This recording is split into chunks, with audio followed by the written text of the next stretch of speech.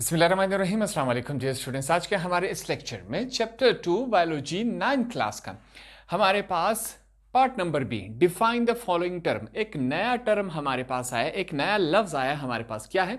Meaning of malaria. काफ़ी interesting और काफ़ी ज़बरदस्त हमारे पास ये टर्म है। इसको अब हमने डिफाइन करना है। चैप्टर को पढ़ने के बाद अब ये हमारे लिए काफ़ी ईजी और काफ़ी इंटरेस्टिंग है। इसको डिफाइन करते हैं कि मलेरिया का मतलब क्या होता है। मलेरिया जो एक बीमारी है, ठीक है।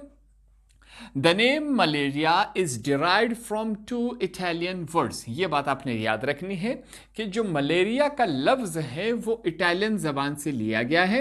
इटालियन के दो लफ्जों से, इटली जबान के, इटली के जबान को हम क्या कहेंगे? इटालियन। जैसे पाकिस्तान के जबान को हम कहेंगे पाकिस्तानी जबान, इस तरह इटली के जबान को इटालियन जबान के दो लफ्जों से लिया गया। वो दो लफ्ज कौन से हैं? अब मलेरिया को जो है इन्होंने दो लफ्जों में तकसीम किया है, ठीक है। यहां पर मैंने ब्लैक मार्कर से आपको लिख दिए। माले का मतलब क्या है? उसका मतलब है बैड, बुरा, गंदा। एंड एरिया का मतलब क्या है? ईयर।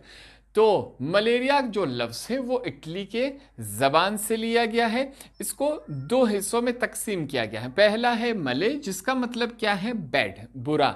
दूसरा हिस्सा क्या है? एरिया, जिसका मतलब क्या है? ईयर, हवा, ठीक है। इन दोनों लफ्जों से बनाया गया था। अब मलेरिया तो एक बीमारी होती है जो मच्छर से फैलती है, तो इन्होंने ये नाम क्यों दिया कि बुरी हवा? इसके पीछे भी वजूहात है। This name was given due to common belief of that time about this disease. कहता है ये जो नाम है जो इन्होंने दिया था बैड ईयर, ये क्यों दिया था? ये उस वक्त के लोगों का ये यकीन था, बिलीफ था कि ये जो डिजीज है वो बुरे बैड ईयर की वजह से, बुरी हवा की वजह से वो ये फैल रहा है। According to this belief, the bad air of swampy places was responsible for this disease. उस वक्त के लोगों का ये यकीन था, ये बिलीफ था, जो मलेरिया की बीमारी है वो बुरी बैड ईयर की वजह से। उस इलाके में क्या था? Swampy area. इस लफ्ज को समझ लेते हैं, क्लियर कर लेते हैं। आपके पास स्वैम्पी क्या होता है? दलदली इलाका, जहां पर दलदल हो। दलदल क्या होता है? मिट्टी और पानी जब एक साथ हो जाए, मिक्स हो जाए। अब वो ज़मीन दलदली होती है, चिकनी सी होती है, मिट्टी मिट्टी गीली मिट्टी जैसी होती है। ना उस पर इंसान चल सकता है, ना उस पर आबादी हो सकती है, ना उस पर काश्तकारी हो सकती है। वो ज़मीन किसी भी तौर पर इंसान के या ज़िंदगी के इस्तेमाल में नहीं आती, ठीक है। जो भी चीज़ उसमें जाता है वो अपने अंदर उसको डुबो लेता है।